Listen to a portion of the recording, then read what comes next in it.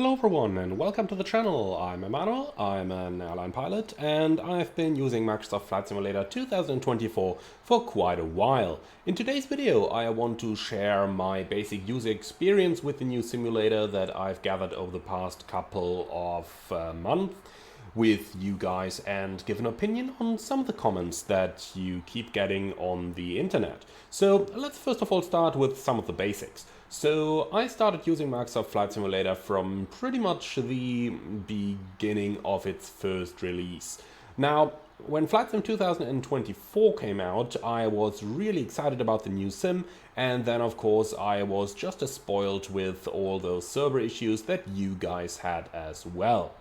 Remember guys, the servers are the limit. I gotta love that meme, that's definitely gonna stick.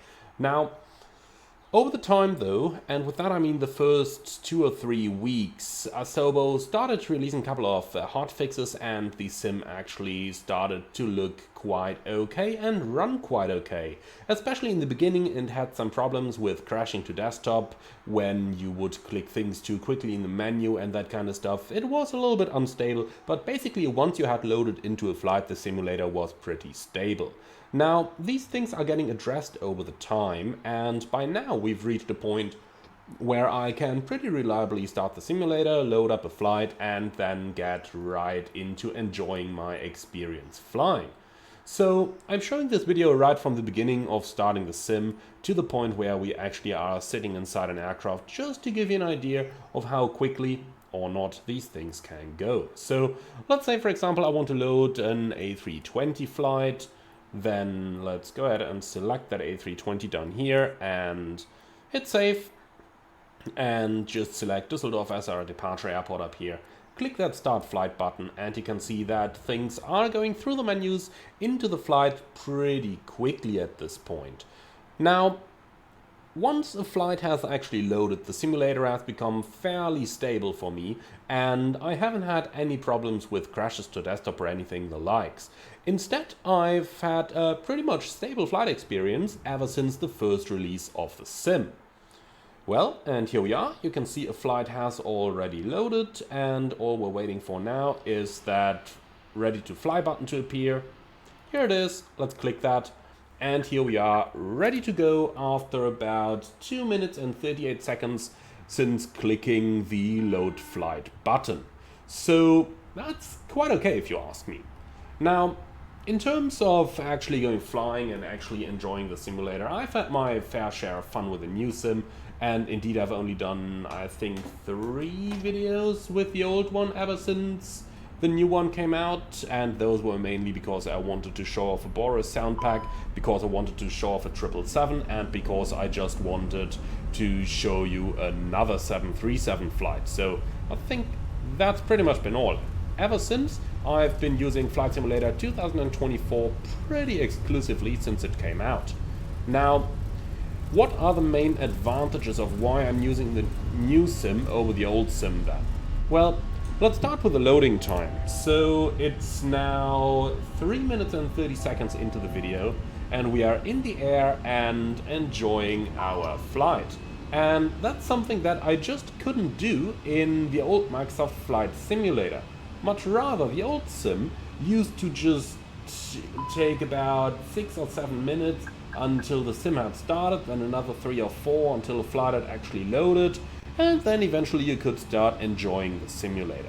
In the new one, things are going quite a bit quicker here, but the main reason for why I just like the new sim over the old one is the improved graphics. And we can see the sky is actually looking a lot better than the old simulator. The same goes, for example, for all the terrain, the graphics in general, and just the overall appearance of the sim. Now, obviously some personal preference comes into choice here as well, but when I first loaded FS2024 and did my first couple of flights with it, I was like, well, this looks pretty similar to the old sim. And indeed that was my impression back then. But nowadays that impression has actually changed quite a bit, and ever since using the new sim for a while, whenever I try to go back to the old sim, whenever I try to, do a flight with one of my PMDGs on the old sim, or just do a flight with any of those other aircraft that are not yet compatible. I'm pretty much back to the new sim after just loading up the old one for a moment. The graphics are just that much better. Now, one of my favorite features in the new sim compared to the old one is also the new park of aircraft that we've got available in Flight Sim 2024. It's very easy to forget that those are actually features of the simulator as well, but the indie-built Airbuses, especially the A330, but also the A321neo and the A400, are fairly decent quality aircraft that are actually highly enjoyable for myself. And I can operate that A330 to almost exactly the real-world SLP, and that's pretty impressive, isn't it, for being a default aircraft. Now, when we remember the release of Flight Simulator 2020 and its default aircraft, then we basically couldn't do much with them. If you think back to that A320 and the first couple of mods fly-by-wire created for it, the start of a beautiful history, by the way, fly-by-wire, but different topic, shall be for a different video. If you remember going back to those aircraft and just ignore what they've become by now with all those sim updates that we've seen in the meantime, then there is a huge leap between what we had in FS2020 and what we have in FS2024, where we can operate an A330 pretty much according to the real-world standard operating procedures. So that's quite a cool difference that I'm pretty happy about. Now, is any of those default aircraft perfect then? No, of course not. Of course there will be some major updates required in order to make them, study level. But I think for a default aircraft, being able to execute like 90% of the SOP with only a couple of long-haul stuff as the major pain point here is really impressive. Now, would I say that Flight Simulator 2024 is a perfect game by now then, and there is no updates required?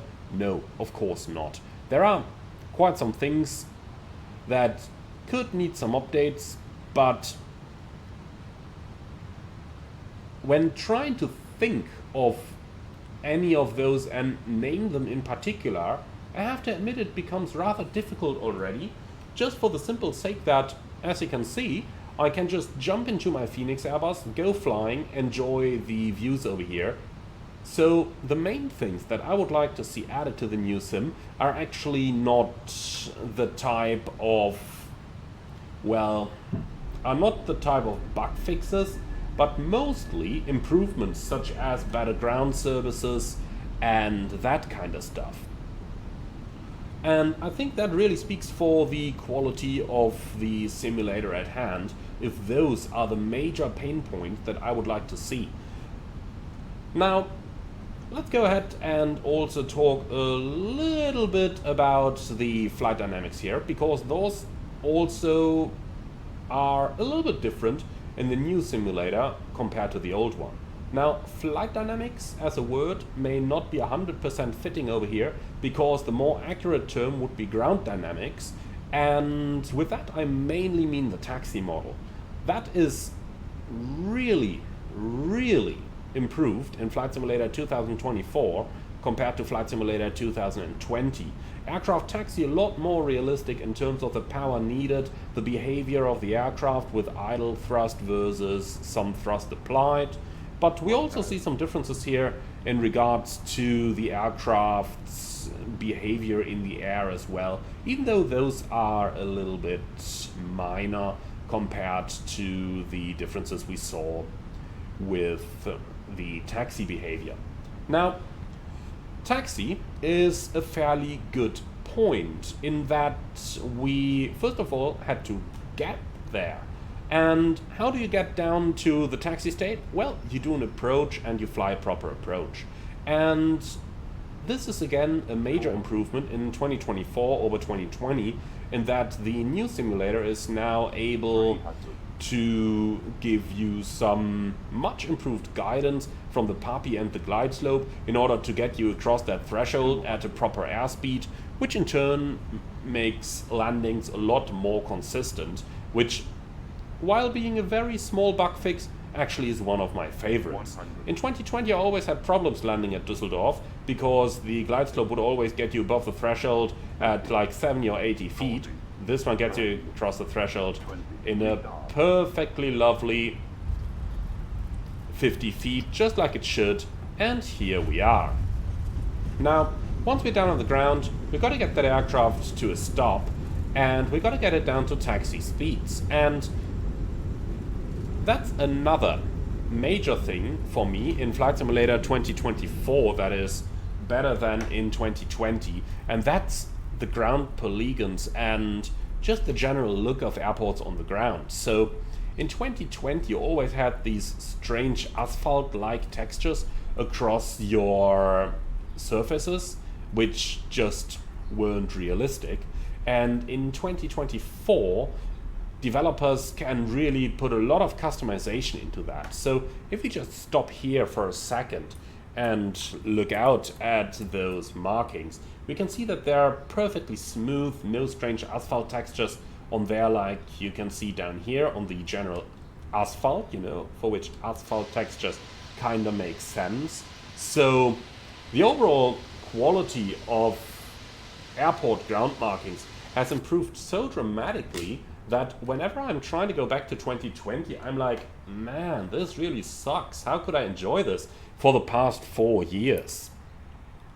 Well, and I think this is just a short summary of the points within which I regard 2024 to be the much superior sim.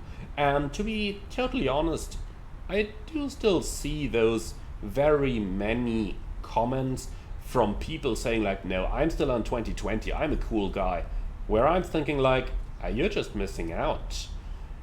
Of course, there's a lot of bias and a lot of hatred going on the internet, no doubt about that. And I think by now, a lot of the negativity towards the new sim just comes from those kind of people and just comes from those initial 1 or 2 weeks where it was almost impossible to load into a flight and where the simulator would crash in so much in the menus. But most of that stuff has been fixed by now. I haven't had a crash to desktop with the sim in a loaded flight in a very, very long time. So I'm pretty happy with the way the new sim operates, especially now with the Sim Update 2 beta actually fixing a lot of the stuff that was happening in the menus, so that those have also become a lot more reliable. And overall I think the new sim is just growing really, really nicely, and I'm just super happy with it at the time being. Now, you may ask, okay, so, Emmy, you just told us about all those things you like about the new sim, which has been released half a year ago and isn't really new, so what's the purpose of the video? I think the main purpose here is just that I want to offer something for those interested in Flight Sim 2024 who are unsure if they should just change their simulator or stick with the old one. And I just want to offer a strong voice for the new simulator over here.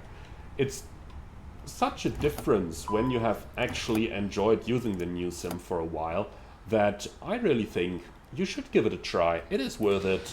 And in my opinion, the new simulator has already become superior over the old one in pretty much any possible way. Well, and that's the message of this video. Don't believe the negativity you read on the internet, but much rather go ahead and try it out. You can try it within Game Pass in like no time at all, so it is worth a try. But now it's up to you. Leave your feedback in the comments underneath the video. I'm really excited to hear your take on this. As always, be sure to like, comment and subscribe, and I'm really looking forward to read from you and your experiences with the new simulator. Thank you very much for watching, and I'm looking forward to see you all again on the next one.